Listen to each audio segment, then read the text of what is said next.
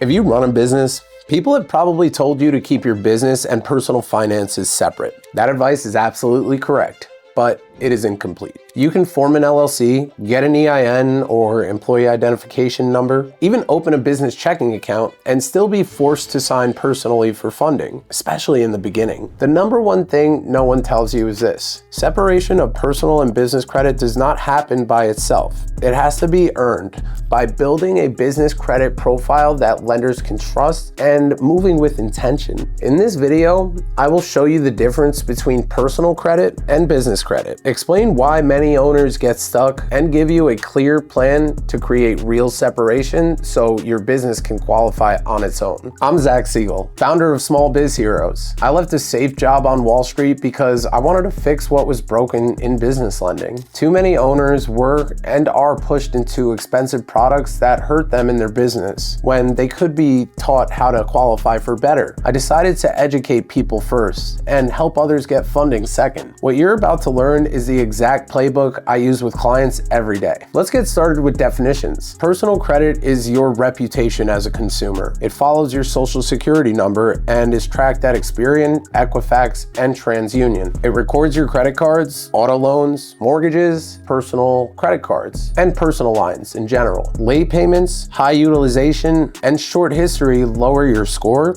and raise your costs of capital. When you run your business on personal cards, your utilization spikes and your score drops. That affects your ability to buy a home, lease a car, or access personal credit for emergencies. Here's where owners get trapped. They form an LLC and assume they're separated from the get-go. Then they apply for funding. The application asks for a social security number. That's common. And they sign personally because the lender does not see enough business history. The application asks for a social security number. That's completely common, but you shouldn't have to use a personal guarantee if you're set up correctly. Most business owners will still sign personally at this stage because the lender does not see enough business history to approve them without it. Lenders approve what they can verify. Your job is to give them data that says yes. Step 1. Build your fundability foundation. Register your entity properly. Open your EIN. Open a business checking account and run all income and expenses through it. These details seem small, but they're the first impression that underwriters see. Step 2. Add reporting trade lines. Business credit does not grow automatically. Choose 3 to 5 vendors that extend net terms and report to at least one business credit bureau. The goal is to create verified history in your business's name. Step 3. Add revolving business credit cards. Apply for 1 or 2 basic business credit cards that report to the bureaus. Keep utilization under 30%. Pay them in full every month or aggressively. Your aim is to demonstrate responsible use, so issuers reward you with higher limits over time. Step 4. Keep your bank statements clean, and you could also apply for revenue-based financing or business lines of credit at this stage. Lenders review average daily balances, number of negative days,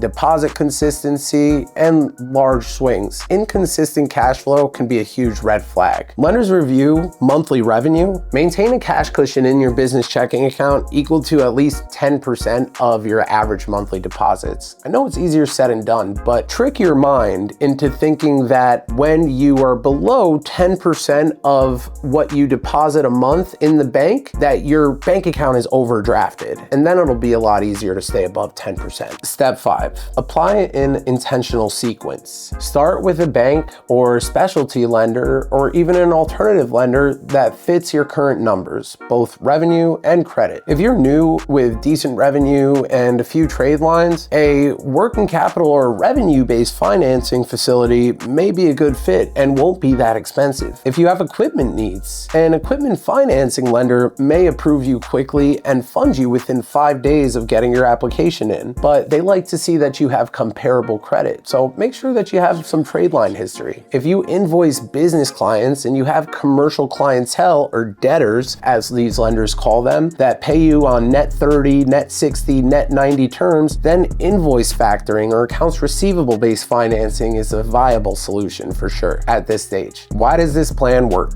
Because it mirrors how lenders make decisions. Common pitfalls that can undo progress are things like commingling funds. Keep your personal life out of the business account. Don't apply for 5 products in one day, and do not rely on only one type of credit. Let's recap the big point here. The number one thing no one tells you is that separation is not automatic. It must be done intentionally. Build it by creating a clean foundation, adding reporting trade lines, keeping your business checking account smooth, and applying in a specific sequence to lenders who value the current data and numbers that you have. If this was helpful, subscribe for more practical education that protects your future and opens doors to real business funding.